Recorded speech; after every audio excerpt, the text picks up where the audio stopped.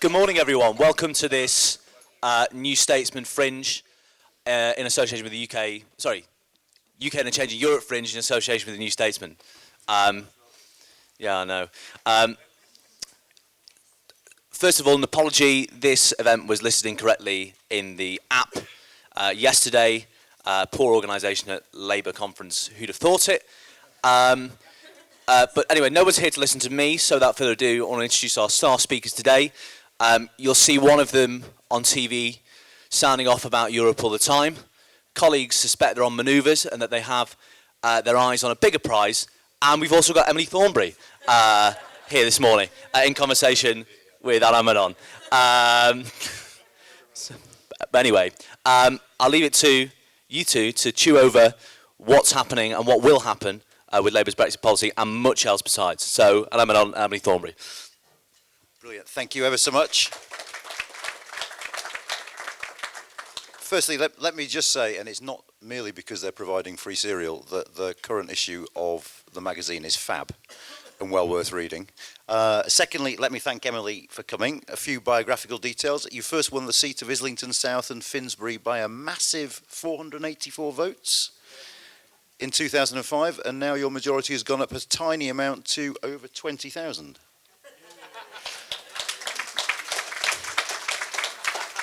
It's good to let the guests have a cheap round of applause to start with, you see. It's beating Liberals I'm good at. We're going to come on to that. And previous jobs you've held include time as a cleaner on the Townsend-Torrance ferry from Dover to Zeebrugge. That's right. Before going down in the world and becoming a human rights barrister. We can maybe talk about booze cruises and Brexit as well.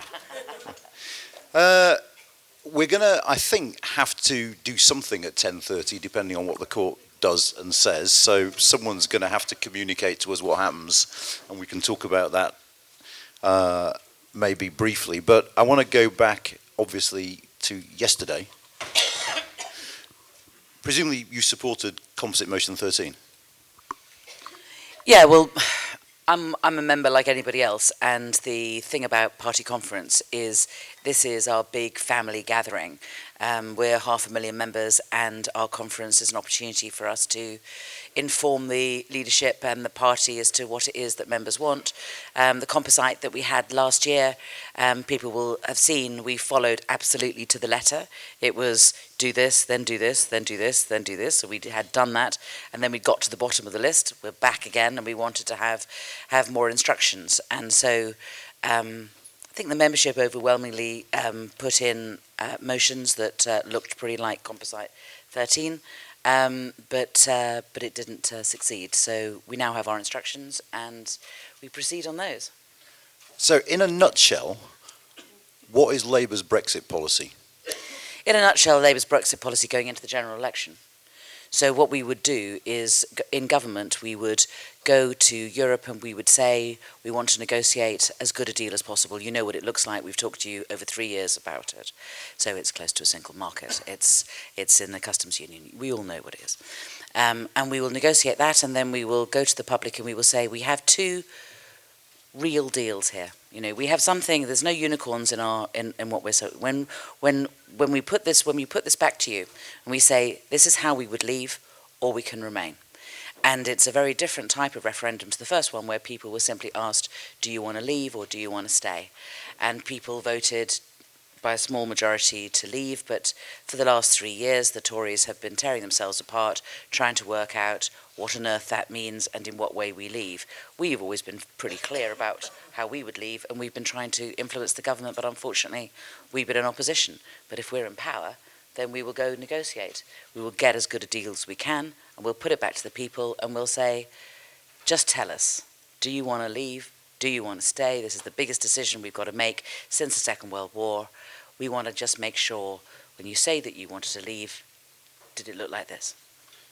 I mean, I don't want to spend too long on this, but on your negotiating position itself, isn't the notion of a customs union with a say the mother of all unicorns? Just because the EU could not possibly give us it even if they wanted to.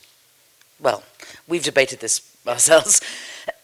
My view is this, right, is that we are obviously better off negotiating with the European Union when it comes to trade deals around the world. We are much less easily digestible by Donald Trump or whoever if we are standing shoulder to shoulder with our European brothers and sisters. So we negotiate as one group. But additionally, the Europeans get a huge advantage from having the fifth biggest economy now. Mm-hmm. So as things currently stand, negotiating with the fifth biggest economy in the world bolted on. And so we would want to have a say in those negotiations. That's only reasonable. And if we were out of the European Union, we wouldn't be part of the gang that was deciding on it. So we would want to be able to have a say. Now, I don't think that's unreasonable. I really don't think it's unreasonable. And I think that that's something that we can negotiate. Are you basically, I mean, I'm getting the sense from you now that your position on this is you're going to accept an outcome that might not have been your preferred outcome and just move on, rather than trying to continue to fight the fight. Are you confident? On the composite 30 versus composite 40, on Brexit policy itself. Are you confident that all the Remainers in the shadow cabinet and in the parliamentary party will just accept this and move on? Labour's policy has moved on hugely over the last few months, and I'm really proud of the way in which those of us that have been campaigning for us to get to where we are have been successful. I am really pleased that Labour has accepted as part of its policy that we should have a second referendum. And I think that's really important. And in the end, I think that I don't think we can leave the European Union without having a second referendum. I just don't think that that's right. I think given the first referendum was such a long time ago and there were so many contradictory promises put to people and people voted on lots of different bases, we need to have a clear reason. We need to have a clear understanding of how we're leaving. And if the British people say they still want to leave, then frankly I think we have to accept it. But there will be a campaign to remain. And I have always been clear that in any referendum where there's a choice between leaving and remaining, I will always campaign to remain, because I believe that's what's best for Britain. But doesn't that place you potentially, I mean, imagine a world where Labour wins the next general election and forms a government. Jeremy Corbyn goes to Brussels and negotiates a deal.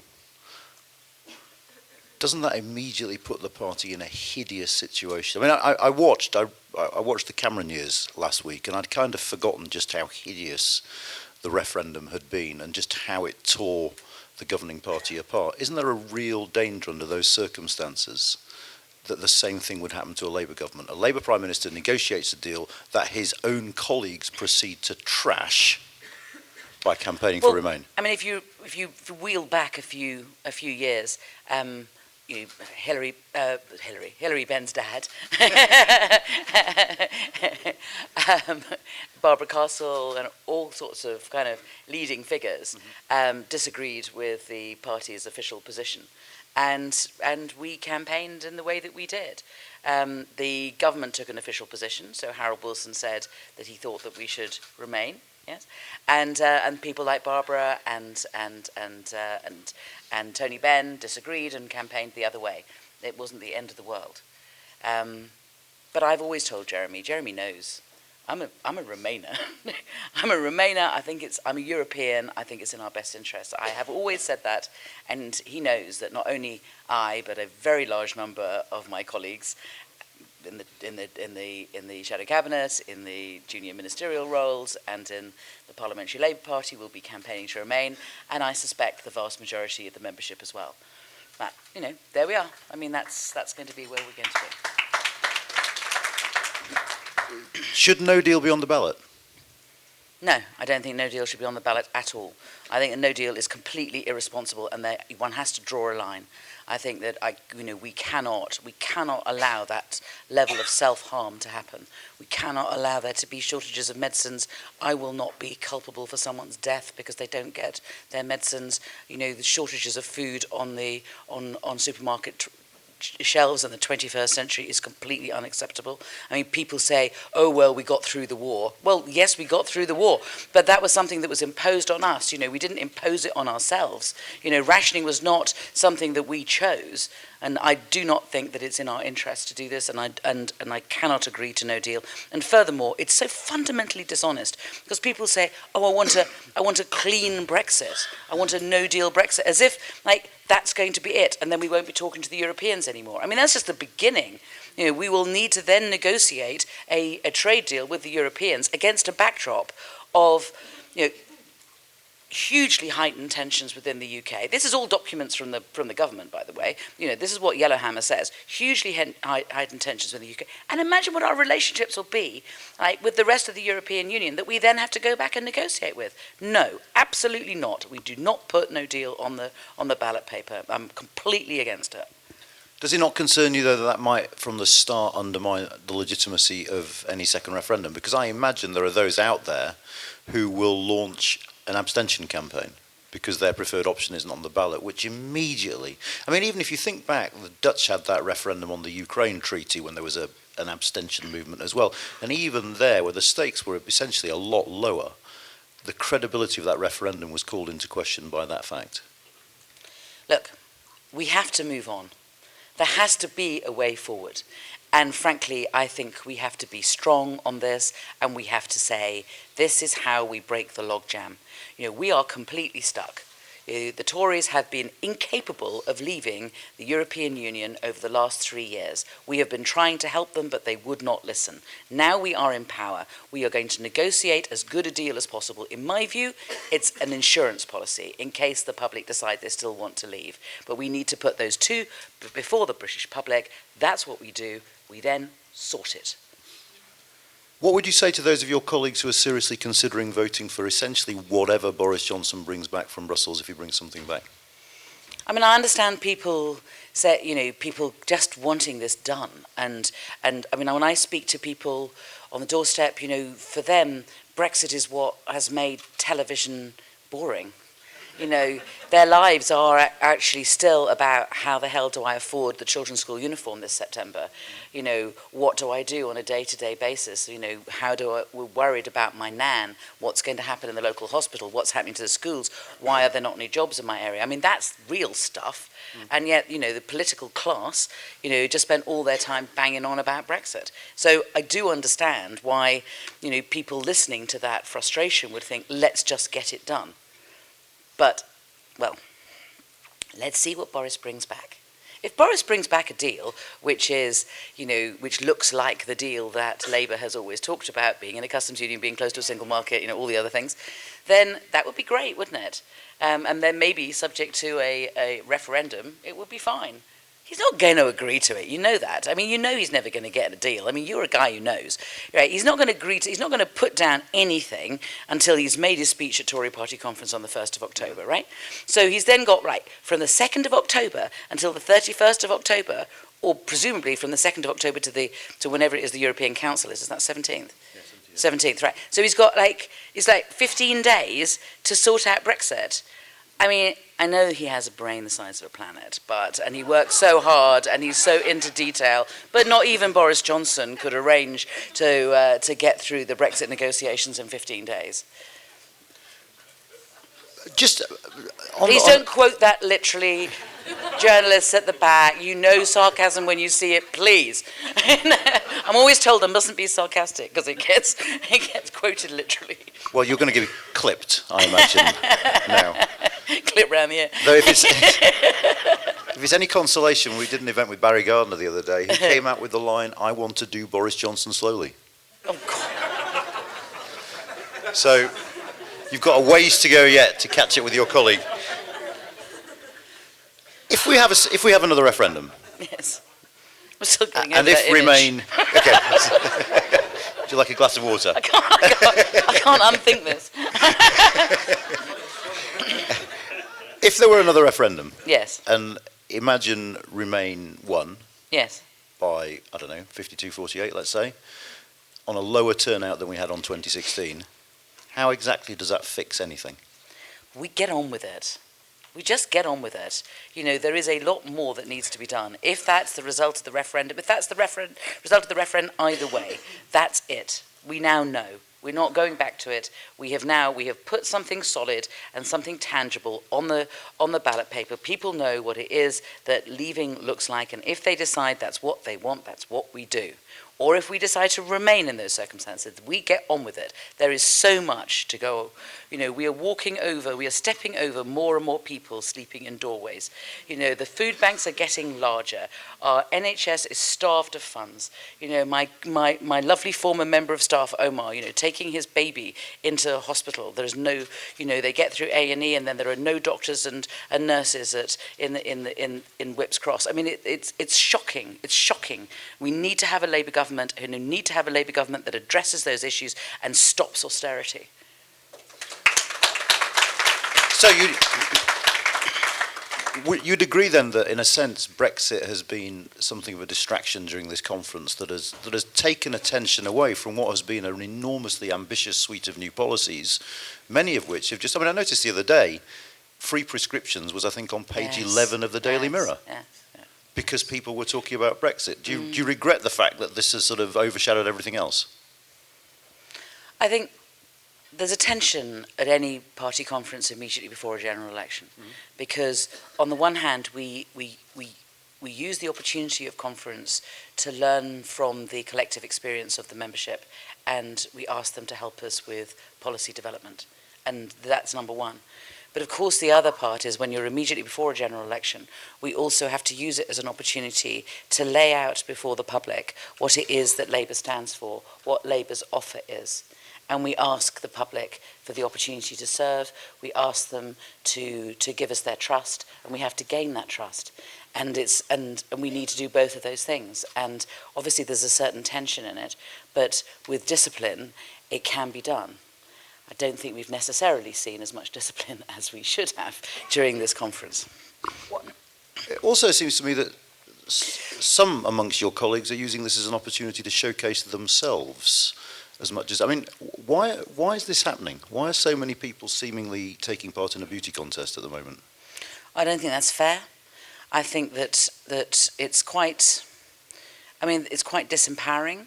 If you want to do your job well, and you focus on doing your job as well as you possibly can, and you're told that in some way that is, a leadership bid, so you do a speech well, or you develop policy well, you just do your job in a professional way, and then it's kind of like, oh, let's pull the rug from under that person and say that they have an ulterior motive other than just doing their job as well as they can as part of the leadership team and giving support to Jeremy and ensuring that he is the best leader he can be.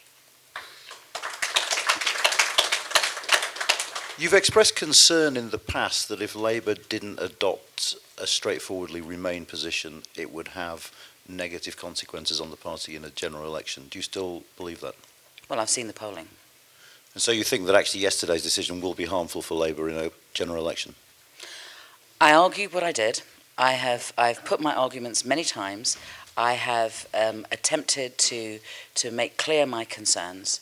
The party has made the decision that it has. I obviously regret that, but the party has made a decision. So, let's make the best of it. So we go into the general election with a position that we will be negotiating a deal. It will be a reasonable deal that if people want to leave, they can vote for, and if they want to remain, they can vote for remaining. We keep the option open. Yes, of course, I think that in those circumstances we should have a referendum, and Labour would say these are the two good options, but we actually think that we should remain, because we've always thought that and we continue to think that, but here's as good a deal as we can negotiate for you if you want to leave. That's what I think our position should be. The policy has moved on. Do you think Labour electoral planners should fear Joe Swinson more than they should fear Nigel Farage? The polling shows that. Not across the country as a whole. Across the country as a whole. The internal polling that we've seen shows that we can lose on our current policy on Brexit. When you look at the 2017 vote, 30% around, it's up and down depending on where it is, but around 30% of our vote is going to the Greens and to the Liberal Democrats, and around 10% is going to the Tories and to the Brexit Party. And that And you would put And that... I want Jeremy in Parliament. I want Jeremy to be in number 10. So I want us to maximise our vote, you know, and it's because of one's, you know, loyalty to Jeremy and wanting a Labour government more than anything else, you know, that I've been arguing what I have. Do you worry that the general election will be dominated by Brexit to an extent that of 2017 wasn't? That it's far harder to pull off the trick that Labour managed to pull off back then, which is to focus attention on other issues? Well, just because the debate is that much more febrile. That I mean, I don't accept the premise of your question. I don't think talking about what affects people on their day-to-day lives is a trick. I think that's what the public want to hear from us. They want to hear how Labour can transform our country and that there is another way. And there is another way, and it's the Labour way, and that's what they will hear from us. If the media will give us the space and we don't spend all our time banging on about Brexit. If Labour end up being the biggest party but not having a majority, would you be willing to think in terms of coalition with other parties? No way.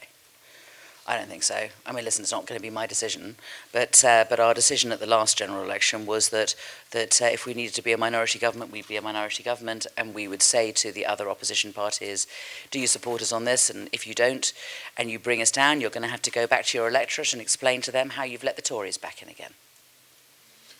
Is one of your calculations that the Tories are going to be fatally weakened by the fact that we might end up having an election after the 31st of October while we're still in the European Union? Well, so we've got a Prime Minister who is trying to mimic, you know, the strong men around the world, and talking in sort of slightly militaristic language about do or die. I'm leaving by the 31st of October, saying that any attempt to extend from the 31st of October is the Surrender Act. I mean, this sort of militaristic language is very extreme and hypes up difficulties, I think, you know, tensions within our country.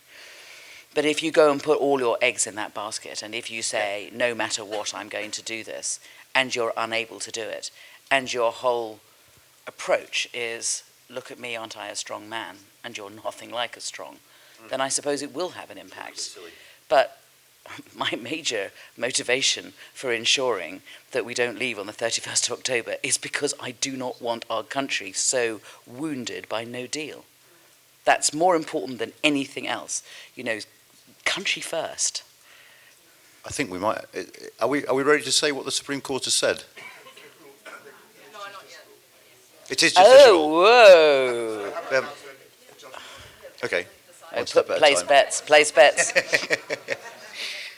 Are you worried? Because I am, that we're going to end up having a hideously populist general election where we have a Prime Minister who blames Parliament and the European Union. And the courts. And the courts. And the journalists. Yeah. So both sides make hay with journalists at the moment. I mean, I don't think populism is confined to the right.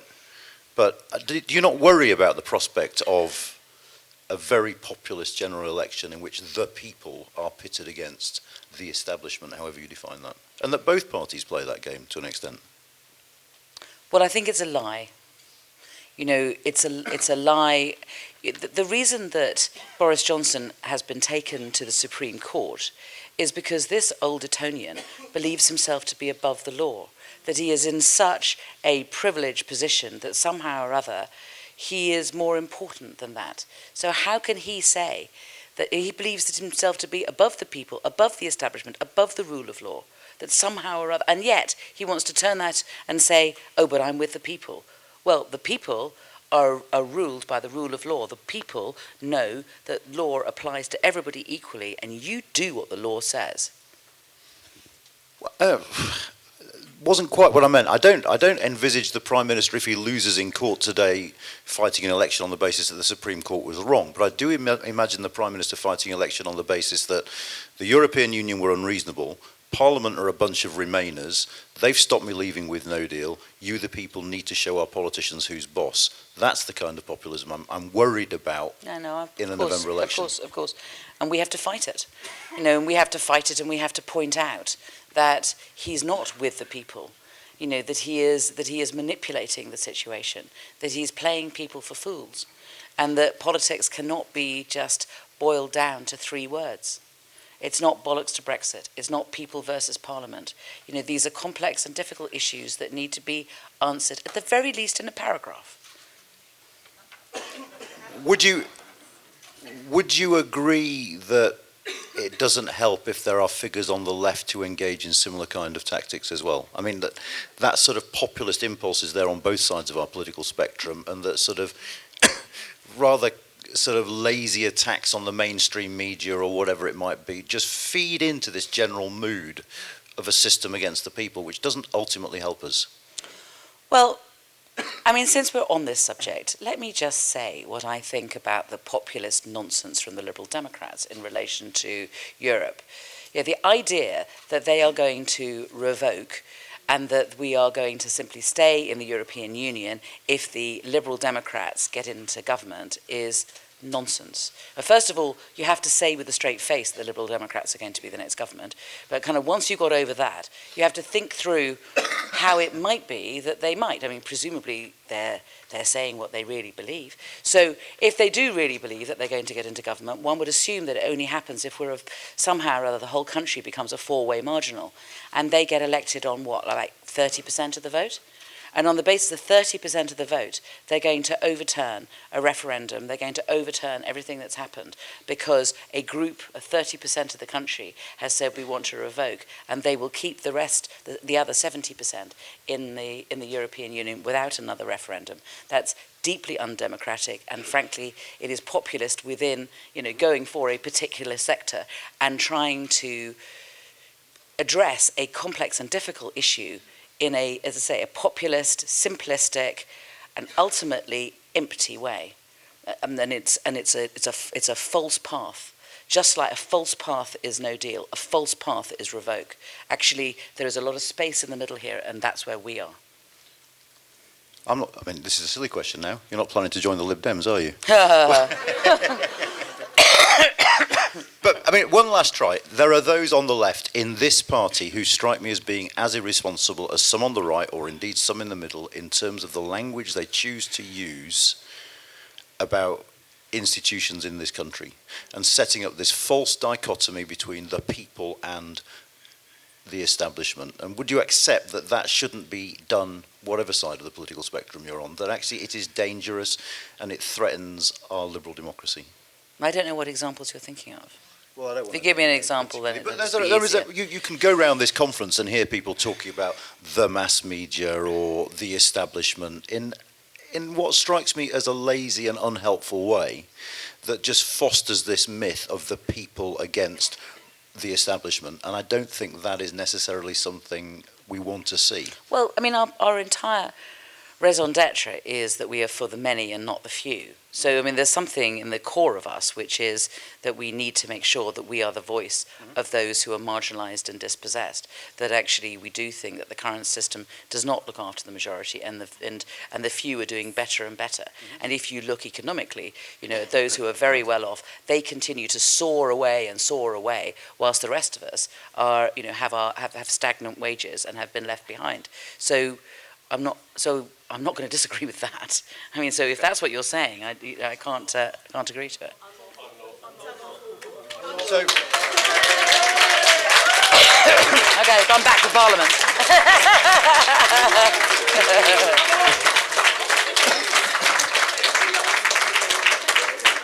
have they gone on to say what they're going to do about it? All right. Take him to the tower. Okay. I would hazard a guess that won't be what they say, but keep us posted. We'll have to talk about this. Yeah, because the question is going to be, what's his reaction? So, I mean, they've been saying, haven't they? Oh, well, if they force us to, what's the verb? What's the verb? Unprorogue? Re-prorogue? I don't know what.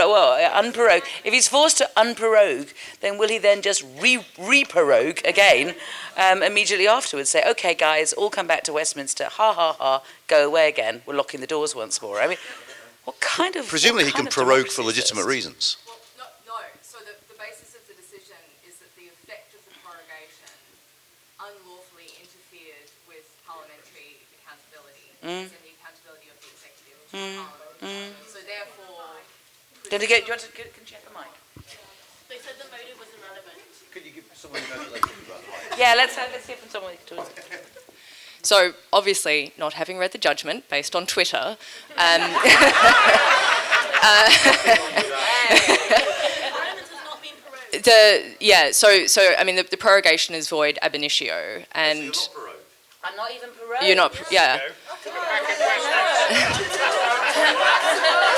So therefore, the question isn't whether Parliament needs to be recalled, because that is a thing that the executive would need to do, but it falls away because the prorogation was never lawful in the first place. Yeah. And in terms of whether he could just re-prorogue, I mean, you would, given that the basis of the judgment is that, objectively speaking, not as a matter of subjective motive, but as a matter of the requirement to take into consideration proper scrutiny of legislation, that is not a consideration that's going to go away in the immediate future, unless and until there was perhaps an extension of time. It doesn't hinge on motive. Sorry? It doesn't hinge on motive. Exactly, yeah, it doesn't at all. They've just said as well the Speaker and Lord Speaker can reconvene Parliament unless there is something of which we are unaware. Okay. Well, I'll wait for John then.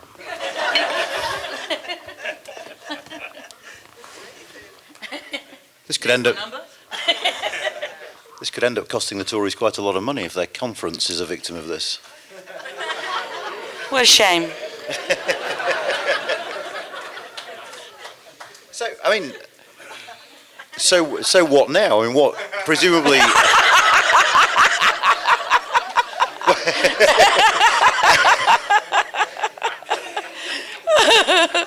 I don't know. I do my best. Tell us your plan. I mean, we have, I hope, shown that no matter what the twists and turns are, that we do, as a team, as a leadership team, you think very carefully about what we're doing and why we're doing it and how we're going to do it. And it has been a series of... I personally think we've played a blinder in parliamentary tactics, and we've done it, as well as we can, and I hope we will continue to do so, but what we need to do is kind of make these decisions collectively. I'm a great believer in making collective decisions. And presumably you would try to dissuade those who are planning to walk out during Tom Watson's speech today from doing so and try and project an image of unity. People will do what people will do. I just think that if the two reasons for a party conference are to ask our members for their good sense and their knowledge, and for them to help us with policy development, that's one thing. And the other thing, which is really important, is for us to gain the trust of the public, to ask them to support us, and to ask them to vote for us, and to give us the opportunity to serve.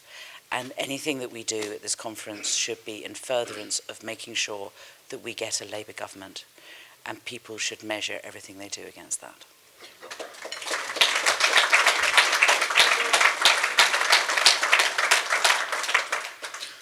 Let's go back to what we were saying about a Lib Dem government.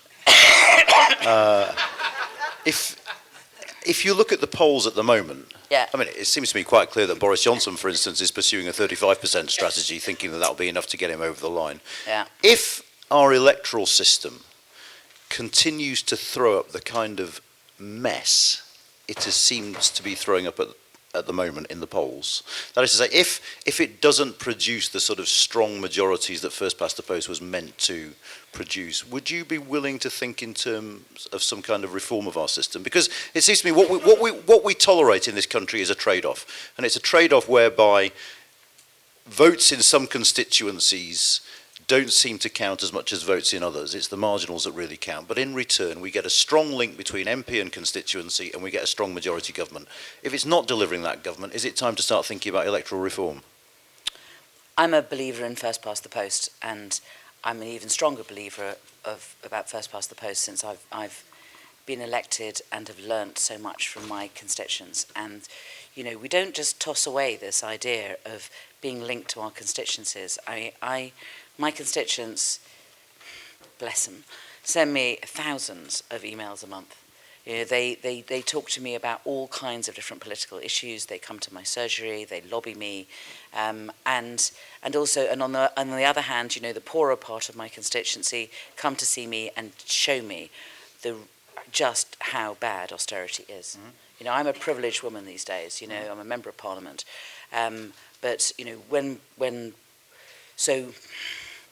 So, for example, at last week's surgery, a woman came in. She's a single parent. She's got 2 kids. She doesn't have anywhere to live. She's in temporary accommodation, and she was talking about how difficult that was and how difficult her circumstances were. And I find those cases particularly difficult because when I was a kid, when my mother was a single parent and we were homeless, we got a council house, and those council houses are now not available. And I am continually informed and educated by the experiences of my constituents and by the way in which many of my other constituents will challenge my politics. That I need that, and I do absolutely everything I can to be as good a representative for them as possible. And let me just say. And I used to share an office with a fantastic MEP called Claude Moraes. Mm-hmm. But my constituents, although he was their MEP, they didn't know him. They didn't know who he was. They didn't, you know, but they all, even those who did, I mean, some of my constituents obviously don't like me, but at least they all know who I am, you know, and they know who their MP is and they know how to get hold of me, but you don't get the same link. Mm-hmm. And that kind of direct accountability is really, really important. And within the Labour Party, what we have done is because of First Past the Post, we are, of course, a coalition. We are the coalition on the left. I think that we should not have other parties on the left. They should be with us, fighting internally and making our party go in the right direction. You know, so I have always been a Green in the Labour Party. You know, I have always been very interested in those issues. I'm a lawyer and I'm a liberal. You know, so you know, within a couple of months of being elected to Parliament, I'm afraid, you know, and I really didn't want to. I was rebelling against Tony Blair because he was trying to introduce 90 days detention without charge, and the liberal instincts in me, you know, and that part of the party didn't agree. When I stood in Islington for the first time, the Liberals were saying, "Send Tony Blair a message, elect a Liberal," and I went round and knocked on 11,800 doors myself, and I said, "Send Tony Blair a message, elect me," because I was against the Iraq War. You know, I come from a part of the Labour Party that needs to be represented. So the nature of this conference with all the different bits and pieces and the messy round the edges is evidence of the fact that we are a lively democratic party of 500,000 people who have a calling to try to make sure that our country goes in the right direction. And yes, we argue and yes, we fall out, but that's what we're like. It's a big family conference, and that's the strength of us, and I wouldn't want to undermine that by changing our electoral system, which would lead to the fracturing of the left. Okay, but there's another form of powerlessness and sort of disenfranchisement, isn't there, which is, you know, think back to 2015 when 4 million people voted UKIP and got 1 MP, and that sort of sense of disenchantment with our political system stemmed partly from that sense that people couldn't get their voices heard. Unless they wanted to vote for one of the big 2 parties, actually what was the point? And isn't that a real danger going forward if people feel that our system does not represent them properly? Well, you know, what we have shown as a Labour Party is that where people felt that the Labour Party was not going in the right direction, they joined. They joined the Labour Party and they did it their utmost to support Jeremy Corbyn and to make sure that the party went in the right direction. And you know, this is an exercise in democracy, and we are the biggest left-wing party in the whole of Europe. I want to just talk for a little bit about the United Kingdom. And part of this, in a sense, is, you know, I hope you don't mind, about the sort of, you can call it the sociology of the St. George's flag, if you like. I mean, you've had your tangles over this issue. But we live in weird times, don't we, where people turn up at last night of the proms with EU flags these days. Do you think, is it fair to say that because of the way our politics is, the St. George Cross is almost more toxic than it's ever been for what it seems to represent in terms of our politics today? No, I think it's used more and more by a larger group of people. You know, so I think that that's changed. So, and I think people use it much more around football matches and that sort of thing, and there's much more open use of people painting their faces with St George's crosses so that it isn't just a symbol of the far right. I mean, Billy Bragg's someone who's talked about this a lot, about the need for... I mean, one of the reasons behind the referendum, I think, was an English question, where disproportionately people who identify as English voted leave. Is there a way for the left to sort of reclaim Englishness as its own to help deal with this, do you think? I don't know, because I think I begin with... we have to also begin with a debate about what is Englishness in the first place. I mean, there are certain of your colleagues who would say one way to do this is actually to devolve greater power within England, because this is about control. And the Scots get a parliament, the Welsh get a parliament, but large tracts of England outside of London feel like they're beholden to a parliament that doesn't listen to them. Would you be in favour, in principle, to a conversation over that? It's a little bit like, when I talk to the Scots and they say, look at all of us who voted to remain and we're not getting our voices listened to, and I understand that. But actually there's more people in London, and we voted on a higher proportion to remain, but we can't set ourselves up as a sort of city-state, tempting though it is sometimes. At the M25 or something. I mean, you can't get past the M25 anyway, I mean, it's fine. Would allowing a Scottish independence referendum be a price worth paying to keep a Labour government in power after the election? We're not doing any of that horse trading. We're going to win the next election. We're going to win it on a majority. If we don't win it on a majority and we're a minority government, then it's up to them. Do they want to support us, or do they want to explain to people that they've let the Tories come back in again and let them wreck all the damage, continue to wreck the damage that they're currently doing to our country? We've had 10 years of the Tory. It's about time that Labour was allowed in to mop up the damage. But you could turn that on its head. We've had 10 years of the Tories. Isn't it worth non-Tory parties working together to keep them out?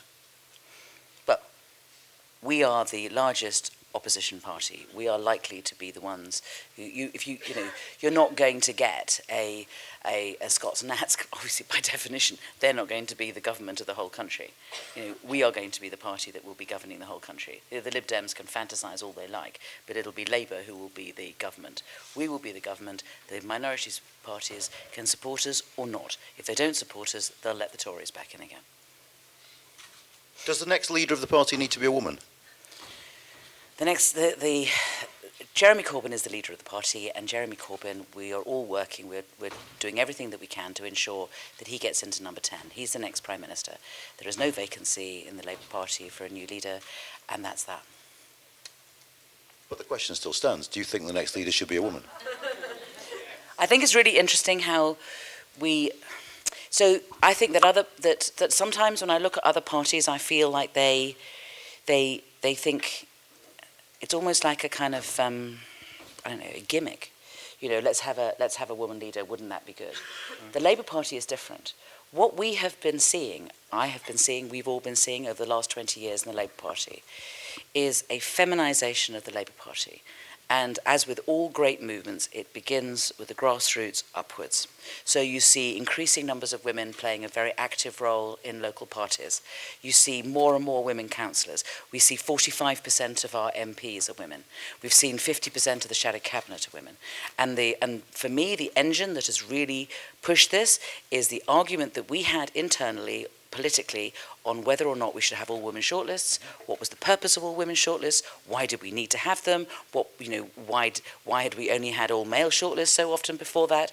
What was the nature of why could we not get women to stand? Why do we need to ask them? How many times do we need to ask them? What does an MP look like? What influence can they bring? And those kinds of arguments that we had up and down the country helped politically to change our party so that we are now genuinely a feminist party. And as I say, we are, when you look at us and you compare us with the other political parties, and our change is real and profound.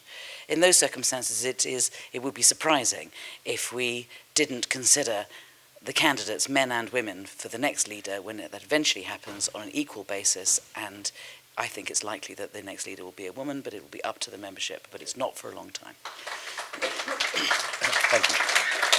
And we're running out of time. I want to spend a couple of minutes talking about your job as Shadow Foreign Secretary. That'd be nice.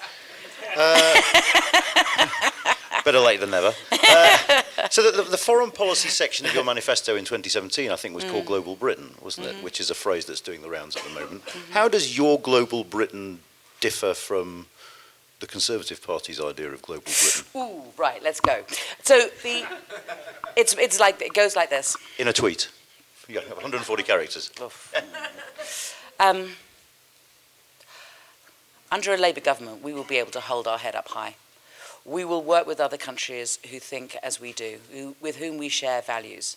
We are not afraid to work with others, and we will bring Britain back to being the cleverest person in the room. We have historically been. The reason that we've had the influence that we've had is because we have been seen to be thoughtful, steady, have good ideas, good connections, good politics, that we bring that back. On the international stage, we will not be Donald Trump's mini-me.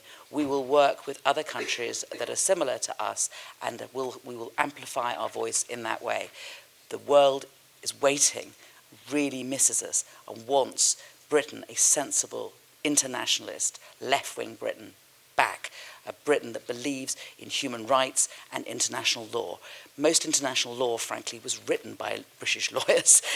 Most of the international institutions were very heavily influenced by the British when they were first established. We have some pivotal roles internationally, and we have to step up and start playing our part again. When America vacates the stage in the way that America has when it comes to being leader of the free world, there needs to be, I'm not saying that we would be, but I'm saying that we could have a collective, a gang, a people who agree with us, who could start taking that role collectively. And there are so many issues that need sorting out. We have the pen in the Security Council. We have responsibility in the Security Council to do a couple of major problems, deal with a couple of major problems. First one, Yemen. What have we done on Yemen?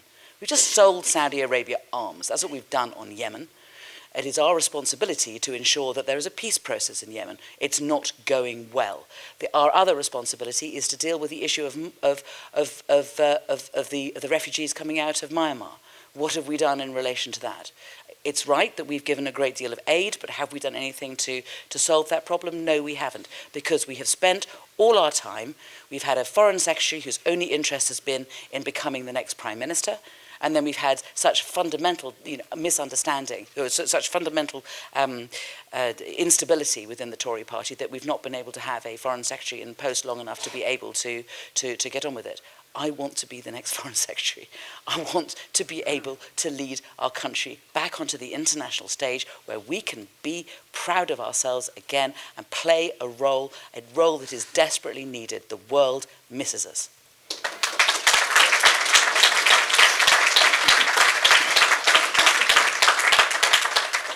Jeremy Corbyn's on record as having said that NATO was created to promote a Cold War with the Soviet Union.